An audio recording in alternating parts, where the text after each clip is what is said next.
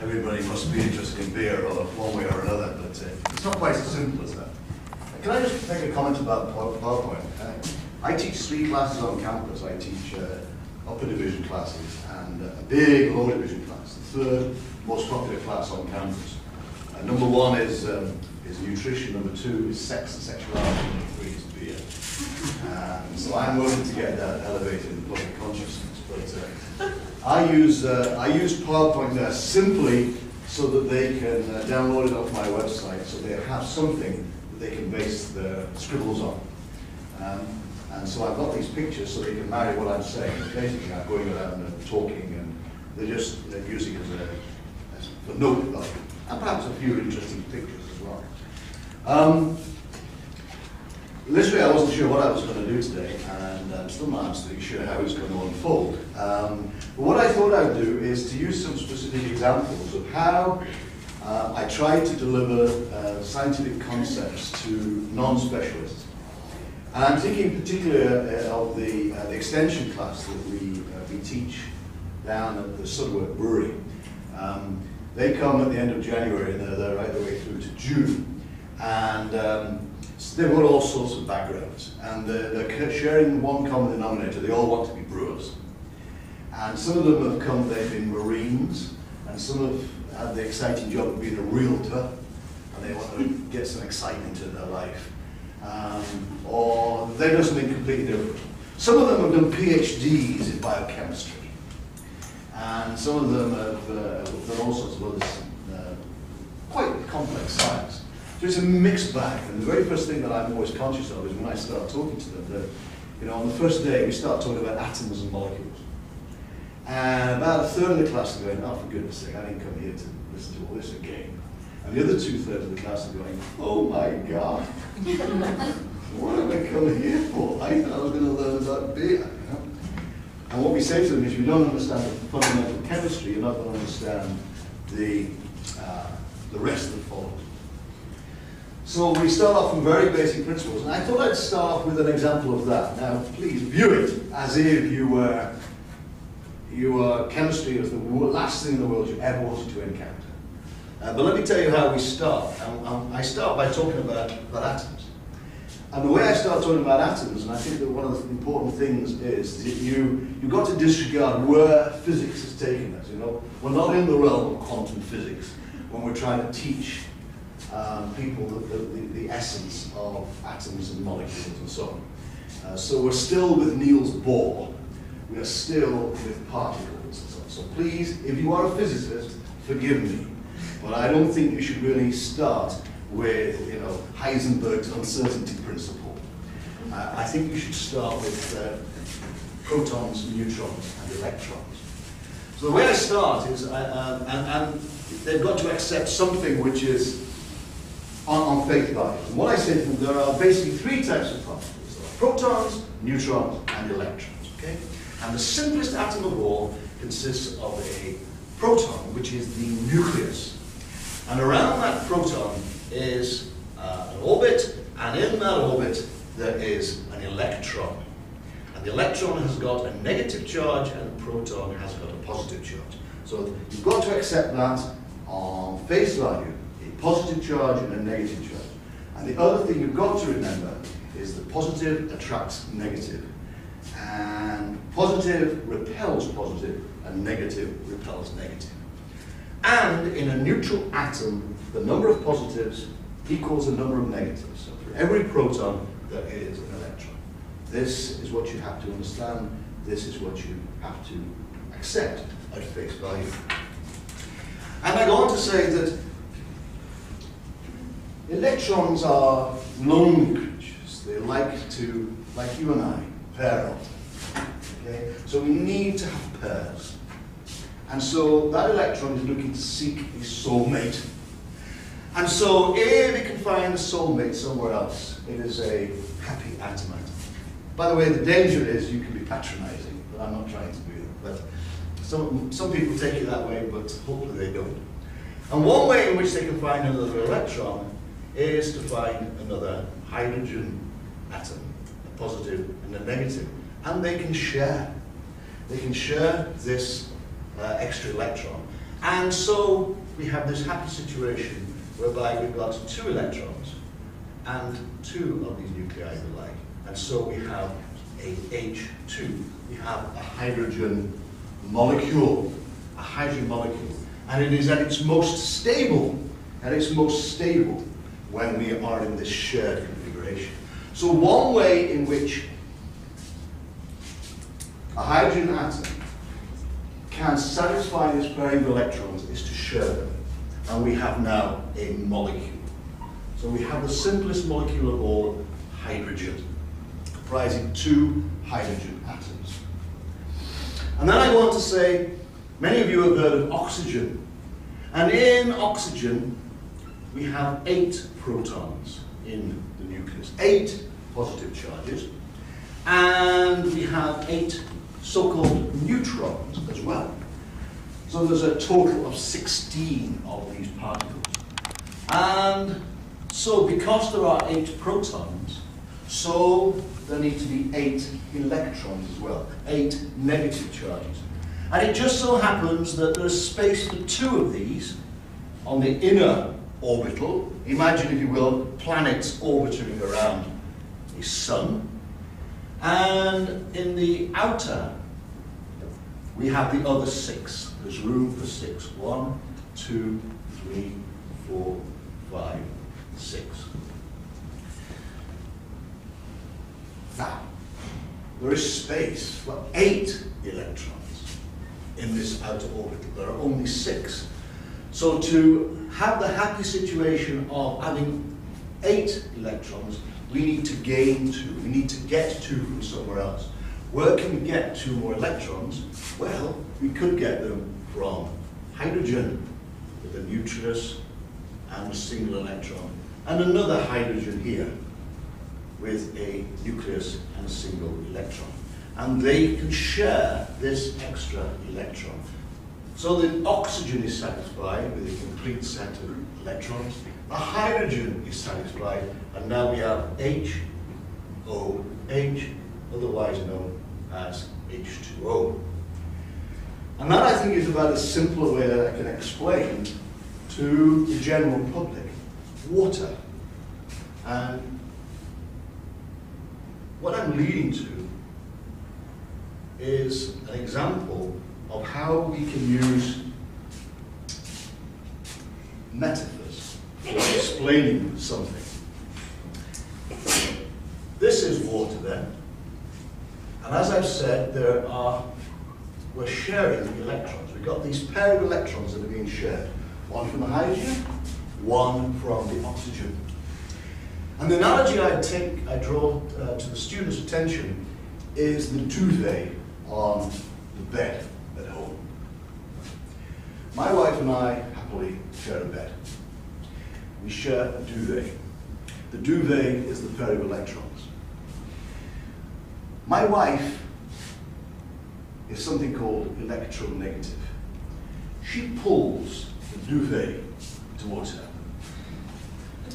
So my wife is the oxygen atom. She is electronegative.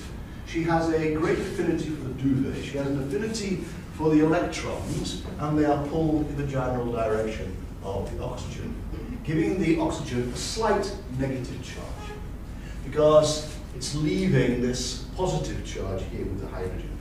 And the hydrogen, therefore, has a slight positive charge. It's the duvet effect. So if you have another oxygen here, and another water with a slightly negative charge here, so opposite charges can attract. Positive attracts negative. And here, slight positive, slight positive. If we have a slight negative from another water molecule here, you have an interaction. So there's all these interactions taking place within water, which holds it together. This has got the name of hydrogen bonding.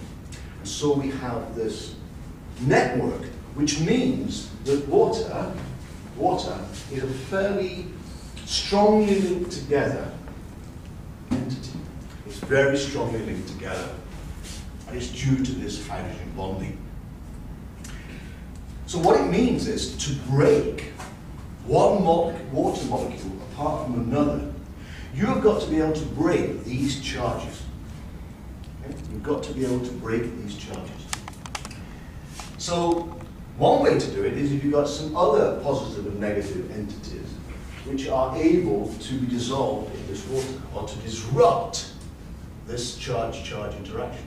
For example, if you have something called NaCl, sodium has got a positive charge and chloride has a negative charge.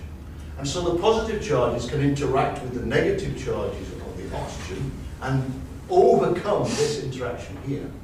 And the chloride can interact with the positive charges and overcome the interaction. So the sodium can be surrounded by water and the chloride can be surrounded by water. In other words, it dissolves. And of course, it is salt. So the salt on your chips will dissolve in water. If, however, you don't have those strong charges on a substance, it won't dissolve.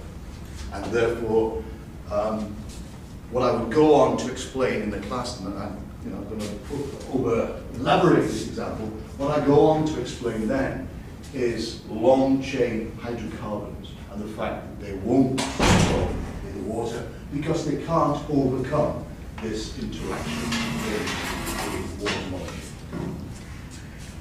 So the way I try to do it is to wherever possible, to throw in some sort of amusing way, hopefully amusing way, of illustrating concept. The concept of this inequality in the sharing of electrons, I liken it to the marital bed. When we're on the subject of charge, and charges, let me give you another example of how I would bring it into a classroom, particularly with my very big class. There are 368 students in each sitting of that class, and the vast majority of them are not scientists. They are offended by the word molecule. The word molecule fills them with terror and grief, and sometimes disgust.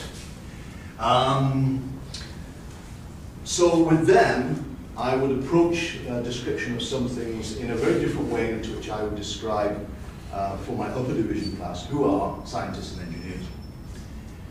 And one example of this would be yeast. Yeast is a single-cell organism, of course, which has a happy property of taking sugar and converting it into alcohol. And yeast has got a complex structure. I'll show it on a PowerPoint. I'll show the structure and point out the wall and so on. And I'll say the wall is negatively charged. The wall is negatively charged. And I would take a yeast cell, this yeast cell here. Okay. So we have a yeast cell. And now I'll take another yeast cell. It can be either of you two, but it can't be anybody else. And I'll demonstrate why in a minute. I'll set this way into yellow. Okay. You don't need your shoes, just don't wear shoes. I know what happens. So what I point out is, here's a yeast cell, obviously. Okay? And here's another yeast cell, step over here, see? So actually, you don't be a yeast cell, I'll be a yeast cell. So I'm a yeast cell, you're a yeast cell. Negative, whoa, you repel one another. Negative repels negative, okay? But so that you've got negative one and I'm a negative one, so we repel one another. So what we want is two positives. Okay, we have two positives, bridges. Positive to stick to him and a positive to stick to me. Happily in the form of a calcium ion. Here's our calcium ion. And when we have a calcium ion, whoa! No, don't get carried away. That's why I always have men. So this is flocculation. Okay? We all stick together. And if you get another one here, we can all stick together. And they go. And that's what happens in a yeast cell. When a yeast cell is multiplying, it repels one another, but if they've got some calcium ions, they stick together and flocculate. Thank you very much. You have to be ready. You have to be ready. There are rules against doing that with women students. But anyway, I'll have the confidence to do it one day. So I try to involve the students as much as possible. I'm always chatting to them, I'm always interacting with them and saying, well, what is your major? You know, teasing them about their major and so on. So we establish a rapport, and then they're not afraid to take part in this example. Let me give you another example to do with yeast. What I say is, yeast is a living organism. And if the yeast is dead, it's not going to ferment. And therefore, you need a viable yeast. You have to have tests for viability. The yeast is alive, it will ferment. But, I point out, that you can have different states of health. Now, going to the much of it now, and I'll say, I need a sports person.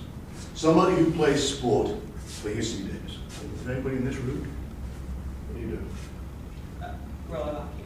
Roller hockey. And then I usually say, that's not a sport. But anyway, we established this. So then you say, well, okay, here we have two people, or two yeast cells, that are clearly viable. But one of us is more vital. One of us is more healthy. I did that once with a rather attractive young lady like you, and so I said, which of these is more vital? And this bloke at the back said, shit! So, you know, I try to choose men for that as well. But the concept is one of hopefully people get in their mind, okay, what he's talking about is healthfulness, what is fitness for purpose, something the yeast isn't, it's alive, but it may be senile. Where what you're looking for is good, vigorous, healthy yeast. I do a lot of show and tell. I'm always showing people stuff from the brewing process and explaining it in detail. I should have brought some things around today, like beechwood chips. I'll explain to them about the Anheuser-Busch process with the beechwood chips, which present a big surface area for things to stick onto, to settle out of a solution. I will talk about something called isinglass findings. What you probably don't know is isinglass is basically a protein that comes from the swim bladders of certain fish in the South China Seas. Inside these fish, and I have been known to lay on the bench and do all that, to demonstrate, and it's not easy to do it, that this swim bladder is something you bring air into. The fish brings air into it and it makes it more buoyant, and then expels the air and it goes down.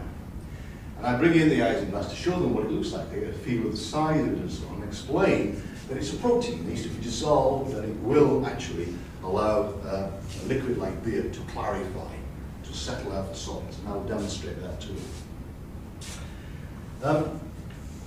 One thing I'm lousy at is writing on a blackboard. There must be some, or whiteboard. There must be some way to teach you how to do it organized. But anyway, another thing I need to demonstrate to the students when we're talking hardcore chemistry is things like amino acid structure. And so an amino acid has got 4 elements to it. It's got a central carbon atom. So this is more to students now, but to illustrate a point to people who have got an element of chemistry in their portfolio. There's a central carbon, and then there's a group called an R group. There's a hydrogen, there's an amino, and there is a so-called carboxyl group. So I say to them, this group is called an amino, this is called a carboxyl, this is called an R group, and this is a hydrogen. And what I say to them, there's lots of these different R groups. I also say there's two types of these. There's one that has got that sort of shape, and there's one that has got that shape. And I say they're totally different molecules. And, sorry, how do I get the formula right? And I say they're totally different molecules. Doing that, you really can't get an idea for it. And what I was going to do is what I would normally do for this sort of thing. But imagine, if you will, that this is not a model with different plastic in it, but this is what I prefer to use, is the following. And what I prefer to use is, for the centre, a little potato. Okay? A potato. And let me get this right, which way around I'm going to do this. So I would get a potato, a little potato there, put that in the middle, and then I would put the a gherkin, a small tomato, an onion, and a carrot as the 4 different groups. So a gherkin, a small tomato, a pickled onion, and a small carrot, and demonstrate what they are. So imagine that's what we've got here. So those are those different molecules. The point I make is, people would say just at face value, okay, well, you just turn it around and you've got the same thing, but you haven't. You've got a totally different molecule. And you can show it to people in 3-dimensional space and say, there's no way, they're totally different. Just the way in which these things link onto the carbon atom, because it's a tetrahedron in the center. So literally to use some sort of simple way of demonstrating things to the students, I find is very useful. Let me give you another example that's related to amino acids and protein. One of the things that I mentioned earlier on that I demonstrate is solubility. And I demonstrate to the students how if you've got long hydrocarbon chains, that they are not soluble in water. But they are soluble, they do associate together to precipitate out of solution. So I define the difference for them between hydrophobic water hating and hydrophilic. And what I point out to the students is, in the amino acids, there's lots of different R groups. And some of them are hydrophobic, water hating, they're like little hydrocarbon chains. And some of them are hydrophilic. And in a protein, I say, a protein which is a long chain of amino acids, I wouldn't use this, I would use a cord from one of these long things that go in the classrooms that link up to from the laptop to the, whatever it is. And I'd have one of those, but I don't get to one readily here. So, but or an extension lead. I love having extension leads. We have one in the Silhouette class. So here is my protein. I got this long chain. I said, one end we've got, one end we've got the amino acid at this end. We've got lots and lots of amino acids linked together. And some of them are hydrophilic. They love water. But some of them are hydrophobic, they hate water. So what happens is it all coils together to make a complex 3-dimensional structure. And on the outside is the hydrophilic, and on the inside is all the hydrophobicity, the water-hating character. And that is why many proteins, the proteins you'll find in beer, are soluble. But I point out, when you're making the beer, you have a boiling stage. What happens is this molecule vibrates and vibrates and vibrates, and when you do that, it all opens up and you make the inside more exposed, more hydrophobic, more water hating, something which is tending to teeter on the brink of staying in solution or leaving solution. And one way in which you can leave solution is when you pour the beer out, and all that carbon dioxide comes out of solution, and the hydrophobic proteins go into the wall of the bubble. And what do they do there? They stick together with other hydrophobic materials, the bitter acids, and they stabilize the foam.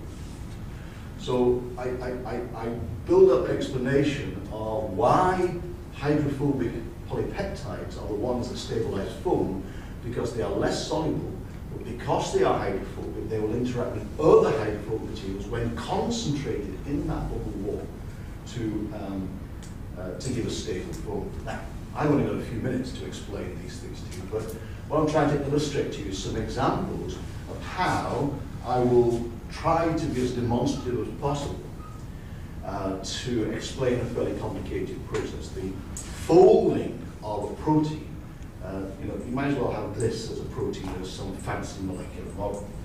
that's why you might as well have potatoes, gherkins, and tomatoes as a fancy molecular model. Yes? So when you go to a class teaching about beer and that there's a variety of students in there, like how do you assess their knowledge of beer or of knowledge? Well, first of all, I assume that none of them have any knowledge of beer other than beer pong. And the vast majority of them in a low division class should not have that either, because the vast majority of them are 18, 19, 20 years old. So one thing I do not do is pass beer around. And I don't even do that in the upper division class either. So you just assume that they have no knowledge of it? I assume they have no knowledge of beer whatsoever. That's the only, and that I apply to the upper division as well. Because otherwise, I will try to be doing too much to sort of say, okay, I'm too influenced by the relatively few who are knowledgeable about it. So in the upper division class, which is a prerequisite, in theory at least, is chemistry and biochemistry, I assume that they know all this. And then I'll be going from that basis. In the lower division class, which is a GE science class, I will assume that none of them know anything about chemistry at all. So that's basically. Now there will be people in there who've got a lot of chemistry, biochemistry majors and so on. So I draw analogies. When I'm talking about breaking down proteins, I liken the proteins to paper chains all linked together. And then I've got scissors, different shapes of scissors for different enzymes. And I always say, look, all of those of you who are studying biochemistry, I'm sorry. But for those of you who don't, and think molecule is a dirty word, this is just for you. And they all laugh. So it's got to be humorous. I think that's my style as well. Just as a matter of interest, whenever I do the Myers-Briggs test, I'm a complete introvert. This is all I'm at.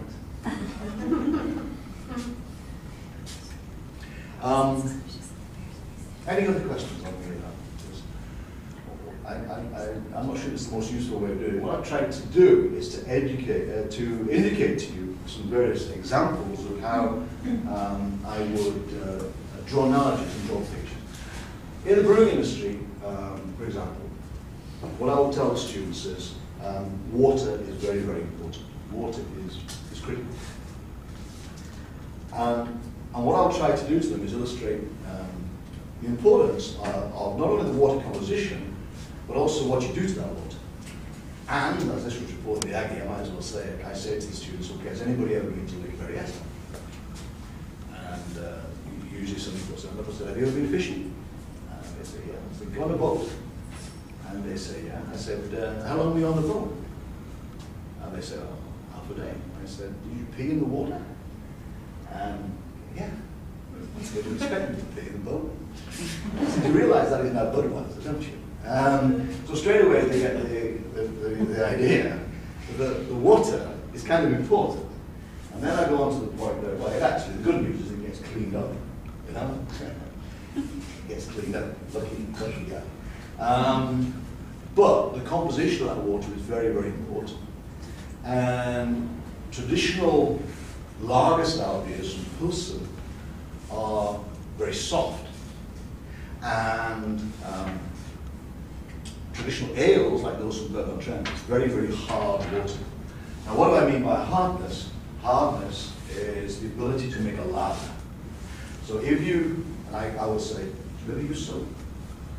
Yeah, occasionally. Good. So if you make a lager easily, it's very soft water. And the definition of hardness and softness is how much calcium there is in water. And if you've got a fairly hard water, there's a lot of calcium. And you can tell you've got a lot of calcium. Look inside the kettle, and there's lots of deposits. So if you look inside the kettle in Davis, you'll find a high level of it. So we've got hard water. So I'm trying to give them day-to-day examples. So I get it, so can't. And then I'll say, well, if you don't have a high level of calcium in the water, what is going to happen is the oxalic acid, which comes from the grain, goes right the way through to the finished product. What is oxalic acid? You ever had rhubarb? It's the thing that makes your tongue go fairy. Okay? Well, if that gets through the process and you don't have calcium present, it gets into the finished beer. And then when you're pulling the beer through the pipes, and you leave residues of beer in the pipe, and any hard water in the pipe will stick onto the oxalate and make it settle out, just like in your kettle. And so it gets solid, and finally it will block the pipe. So try to draw an analogy between what happens in the problems in the brewing industry and day-to-day examples of what people may be familiar with. Yes? Do you add calcium to water if you're trying to make an ale, to make it harder? You do, and there's a good German word for that. It's called das or der or die Bertonization, which is to add calcium to make the water just like that in Berton trend. So if you look at the German dictionary, there's a word, Bertonization. Not quite sure what the cultural heritage of that particular word is, the etymology and so on, that's where it comes from. So yeah, alternatively, you can take away the water. You can take away the water, the calcium, to make a soft water. And so what we do in our brewery here in Davis is use deionized water, and then we will add the various salts to whatever we want. Are there any other questions? Anybody think? I wouldn't like to relate to that sort of teaching. Anyway, yeah. I think the skill that you have also reflects that how knowledgeable you are about the idea. You know, it's and it does help. Yeah, I think being personal, when I think about subjects that I want to talk, that means that I really be master in those things, and in my mind, I draw all this analogy and can, make these things. My question is that also I think it's a personal skill that make all this analogy. My question is, are you also as good as in this subject in other area, then you can always make analogy and comparison between things, and do you want to explain something? I'm not sure well, I can in one. I actually have two lives. I also write about soccer, and I've done that for a long time. So I could do the same for football, as we call it. Like football's a game where you kick it. Yes, it the real football. The actual football. The actual football, yeah. Yes. So that, yeah, but it's a very good question, and I don't know how well I can answer that question. You see, I think I can do it with anything that relates to brewing directly. I think I can do it with chemistry, biochemistry. And I think if somebody said to me, well, go on, stand up and give us 50 minutes on Shakespearean tragedies, I think I'd decline. It certainly does help to have an empathy with what you're trying to do, certainly. And one of the advantages I think I have got, and one thing I think I bring to the campus, is that I have actually worked in breweries. So I've done it, I've been there, I've seen what goes wrong. And I'm always, possibly too much, segueing to, let me tell you the story of the time that. Well, I think that brings it home a real example to them of what can happen. I'll give you an example. I say to the students, copper. Copper's very important. Imagine a beautiful gleaming copper brew house. It's beautiful. One of the advantages of copper is that it actually sticks onto eggy flavors. Hydrogen sulfide makes beer taste like rotten eggs. Sticks onto it and takes it away. It's a beautiful thing. In our brewery in Liverpool, we had a beautiful stainless steel brewery, no copper. And our beer went eggy. So we used to add copper to it, to bind the sulfur. And then I say, until the day, the guy came in and his beer was blue. And he said, okay, Mr. Smart, asked PhD, Bamforth, what's the reason for this? So I was trying to think of all the fancy explanations, and he said, well, it tastes great, and he drank it. And then about 20 hours later, or 10 hours, or 2 hours later, soon afterwards, he had his stomach pump. I said, this is the danger of putting in a poison. And then I can go on to explain to them how to avoid the hydrogen sulfide thing. So straight away, I hope what they got the idea is, Yes, you can mop it up with copper. Big risk involved, because it's a poison. So how else? And they'll always remember hydrogen sulfide copper brew house and so on. So they can put it into context. That's drifting a bit from what your question is. It certainly is a big help if you have empathy with what you're talking about. But you know, pretty much most of the time you are talking to people, it's because you're talking about what you love. When you're talking to a variety of audiences, and I know that we all have experience of different levels of knowledge, because it's when we talk to undergraduates, they know relatively less than our committee members.